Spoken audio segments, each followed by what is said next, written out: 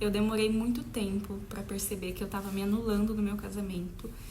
E o mais curioso é que existiam vários sinais claros, só que eu não percebia, até que aconteceu uma situação que eu vivi e que me fez abrir os olhos, sabe? Como se virasse uma chavinha dentro de mim.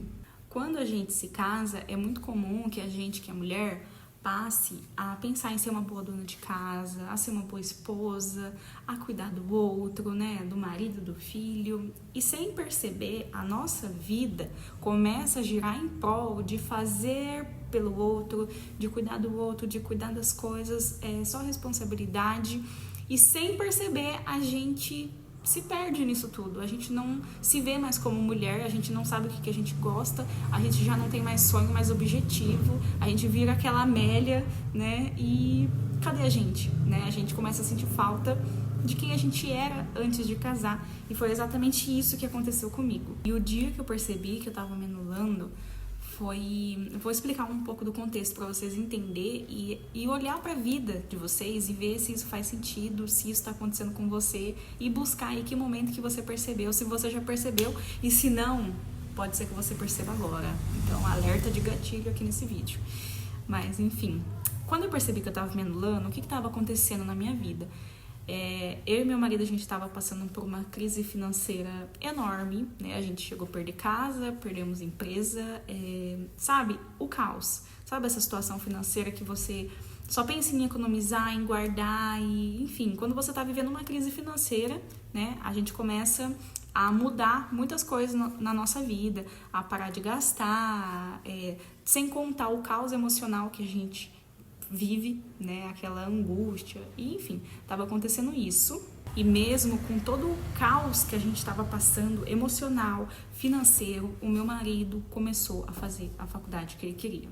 E a gente está falando de uma faculdade aqui de Direito, né, a faculdade que não é barata se você não ganha bolsa. Então é a faculdade de 900, R$1.000 a mensalidade.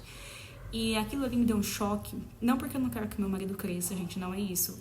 É muito difícil falar desse assunto porque às vezes eu não sei, você pode ser interpretada como uma pessoa que não quer que o outro se desenvolva, ou como invejosa, ou egoísta, mas não é isso. O que eu tô querendo dizer é que naquele momento é como se os meus olhos se abrissem, sabe? Porque o meu marido, ele não parou de investir nele. E quando ele quer as coisas, ele vai lá e ele faz, entendeu? Pra ele.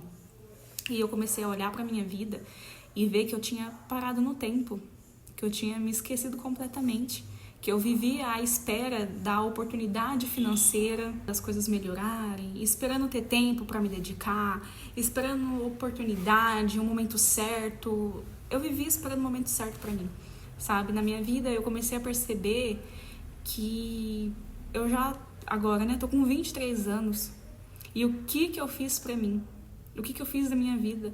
Mas casamento é uma realização. Não, se você não tá bem com seu casamento não é uma realização pessoal na sua vida, entendeu? Então, aquilo ali foi o que abriu os olhos para eu começar a pensar de novo nos meus projetos, porque eu tinha tantos sonhos, eu tinha tantos objetivos, e foi difícil eu começar a pensar de novo neles, porque eu mudei tanto, eu comecei a cuidar tanto dos outros e de outras coisas, que eu me esqueci no meio do caminho. Quando a gente faz demais pelo outro, pode ter certeza que a gente tá fazendo de menos pra gente, e uma hora essa conta vai chegar. E é muito doloroso. E foi exatamente nesse momento de caos financeiro e a matrícula do meu marido na faculdade que ele queria fazer, que eu comecei a voltar pra mim, que eu comecei a me questionar, a pensar o que eu queria, porque é muito triste a gente não se reconhecer mais. Eu já não sabia quem eu era, eu não sabia o que eu queria, eu não sabia o que eu gostava, eu não sabia por onde começar a cuidar de mim. Eu sabia cuidar dos outros, mas eu não sabia mais cuidar de mim. Eu sabia fazer pelo outro, mas eu não sabia fazer para ir atrás dos meus objetivos. Isso é muito triste, é muito doloroso. Só que o lado bom é que ter visto isso começou a fazer eu falar, não, eu vou até o fim nisso aqui. Eu não vou mais me deixar cair nisso aqui de novo. Se eu precisar impor limites, eu vou. Se eu precisar abrir mão de certas coisas, eu vou abrir. Mas eu vou começar a seguir as coisas que eu quero também. E mesmo depois desse momento, gente, eu confesso que eu já caí, já levantei várias vezes nesse processo. Então, assim, já aconteceu de eu estar ali bem consciente do que eu quero pra mim. E aí acontece alguma coisa, a criança fica doente, as situações da vida, né? Vai acontecendo e depois eu me pego perdida de novo. Aí eu já me culpo, falo, eu falei que eu não ia fazer isso e fiz. Mas é um processo que eu tenho aprendido a me acolher também, porque eu acho que isso é muito autoconhecimento, né? E é meio difícil a gente fazer esse autoconhecimento, ter esse momento enquanto a gente tá casada. Porque enquanto a gente faz isso, vem muitas questões. A gente às vezes se sente egoísta, né, de pensar só na nossa vida, só em nós. Só que deixa eu falar uma coisa aqui pra vocês e pra mim, vai servir pra mim também esse vídeo. A gente não é egoísta por pensar nas nossas coisas, porque o nosso marido faz isso o tempo todo, tá? Eles fazem isso o tempo todo, eles pensam na vida deles, no objetivo deles. E a gente tem que ser assim também.